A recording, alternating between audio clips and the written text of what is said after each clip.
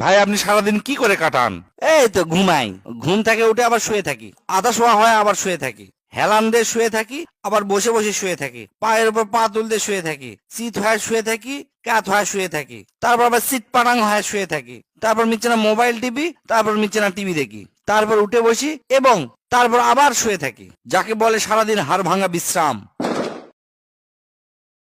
ভাই আপনি সারাদিন কি করে কাটান? এই তো ঘুমাই, ঘুম থেকে উঠে আবার শুয়ে থাকি, আধা শোয়া হয় আবার শুয়ে থাকি, হেলান দিয়ে শুয়ে থাকি, আবার বসে বসে শুয়ে থাকি, পায়ের উপর পা তুলতে শুয়ে থাকি, চিত হয়ে শুয়ে থাকি, কাত হয়ে শুয়ে থাকি, তারপর আবার সিট পাটাং হয়ে শুয়ে থাকি, তারপর মিচে মোবাইল টিভি, তারপর মিচে টিভি দেখি, তারপর উঠে বসি এবং তারপর আবার শুয়ে থাকি, যাকে বলে সারাদিন হাড় ভাঙা বিশ্রাম।